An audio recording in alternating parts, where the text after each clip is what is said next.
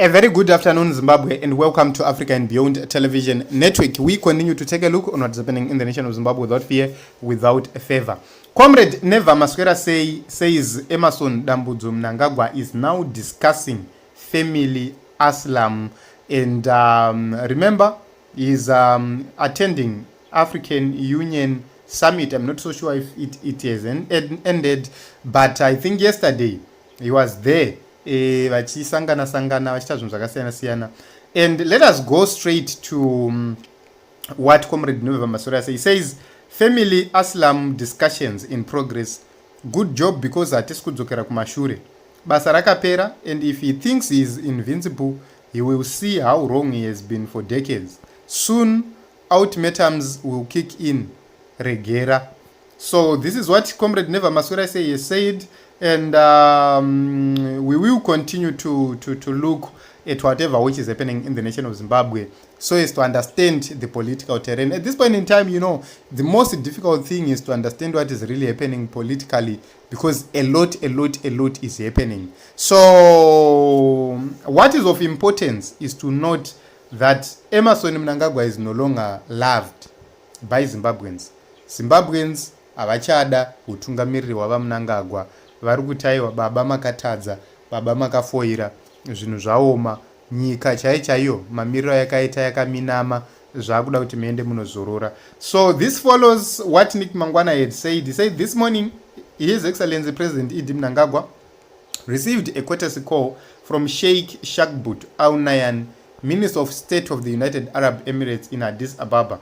The UAE is Zimbabwe's number 2 trading partner, and the relations between the two countries relations are on an upward trajectory. So according to the Gold Mafia documentary, EU is the one which has been receiving the most of our gold through smuggling channels, and that is not so proper. So this is it. These are the pictures of Emerson Mnangagwa with the envoy from the United Arab Emirates. So it's very interesting to see these developments happening at this point in time. Comrade Never Maswerasei claim kuti pane nyaya dzema Asylum dziri kudiscuss. So I'm not so sure your thoughts, your views regarding this. Remember, a lot is happening in the political arena. Yesterday, Mnangagwa appeared at a certain place right there in Harare. Munhu ari kunzi ari kutsvagwa nemupolisi akaapia in Harare. Is still in Harare, still roaming around freely, achita yaari kutamba, and he was seen in company of former Harare province chairperson. So the major question is, what is really happening? Kana vakomana vacho vachiramba vachita madhira akadaro, iye ari kunzi ari kutsvagwa.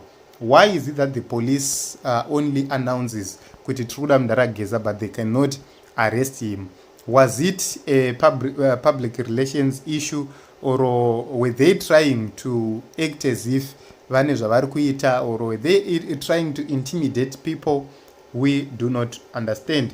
What is of significance is to know that Dara Blessed Mhlanga also issued a statement and said, as Heart and Soul TV, they are going to continue to cover at the press conferences of Mnangagwa. And he said that according to the constitution, they have any right to protect whoever they interview.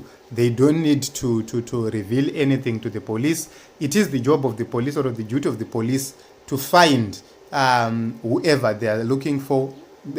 Journalists cannot act as informants, and it's very important. So Street Commander says, Comrade, your mind is fertile with imaginations of grandeur. ED was elected and will save his term.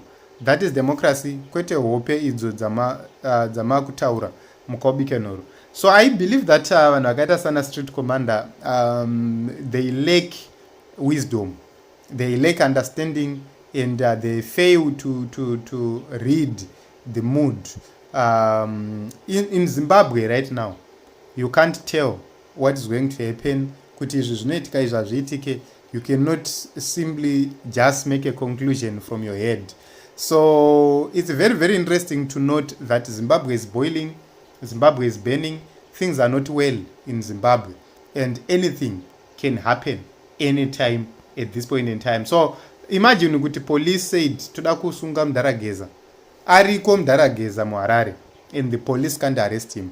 So anybody with a right mind who understand kuti Mnangagwa, him not being arrested is not just an issue of anything else. Imagine kana dai Mnangagwa vasina backing ye military, dai vasina backing ye vanhu vese vakava backup, dai vakavharirwa kudharadhara. Look at what happened to Job Sikala. Job Sikala anga asina backup yese iyoyo, achibva avharirwa akaita 2 years ari mumujere akavharirwa. Imagine Mnangagwa nezvaakataura. Mnangagwa is actually went 100 times far from Job Sikala in terms of dealing with Emerson, but he is untouchable. Imagine kuti dai ari Job Sikala akazvitaura, dai ari papi, dai ari papi izvezvizvi. Those are very, very important questions. So when it comes to the issues of Mnangagwa family, the families of the politicians who we have right now, we cannot dismiss these issues of them getting into exile or going into exile. Rumors and intelligence, the secret society of Zimbabwe has actually reported kuti there are preparations kuti vakomana vange vachibuda, vange vachienda unohwanda, vange vachiita zvinhu zvakasiyana siyana. Preparations are there. The major question is, what is going on? What is happening? So it's very, very important for us to note kuti Zimbabwe haichagarika. 2025 is going to be the most busy year in Zimbabwe. Yes, constitutionally, at this point in time, Mnangagwa ndo varipo. He might continue to be there for some days, weeks, months, but I do not see this year ending. Varipo.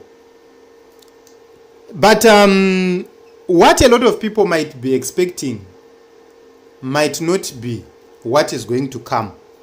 That is one of the most important things which we need to note. Kuti zvakatarisirwa nevanhu zvinogona kusangozuva izvo hazvo zvichazoitika, but at the end of the day Mndara achauya ari kurova pasi gore rineri, ari kuenda. Izvo hazvisi zvokuti hanzi munhu kana kuti chii kana kuti chii, ari kuenda. Haungarambe kubva neelection ka woramba kubva nenguva, haizvozvo hazviite. Time always come. I always tell people kuti mapurisa edu nemapoliticians edu, they might try to abuse the law, vachisunga munhu wese anenge achiti Mndara ngaaende kana kuti anoenda. You know, that will not change facts. It's constitutional to call for the removal of the president because it was legalized by Vanamatimadanda, Vanamahia nevamwe vavo. They called for the removal of Robert Mugabe. The military in response rode into the streets, its tanks, and the High Court cemented it and validated it. Kuti it's now legal. Kuti zvinge zvichiitika. So at this point in time, unless that is challenged, then it becomes a problem.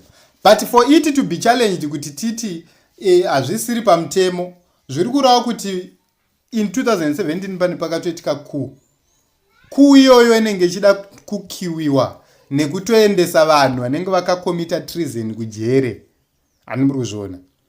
Will they be willing to go to jail for treason? It's something else. So isusu hedu tinoda kuti tiudzane chokwadi kuti this is an issue of the law. This is what the law says. According to the High Court order iripo, yakabvumira masoja kuti pese paangonzwa kuti havachadaripo vanopinda vomunzwa kuti chibva. Maprocesses acho emasoja haangopindi, vanotangana nageza zviri kuitwa zvese nanageza izvi. So I think that up until we deal with this issue and we find the real solution and we rectify that problem, it will continue to hound the people of the Republic of Zimbabwe. So it is what it is, Team Zimbabwe. This is what Comrade Never Maswerasei is saying. He's saying that negotiations are happening for Mnangagwa's children and family to be exiled in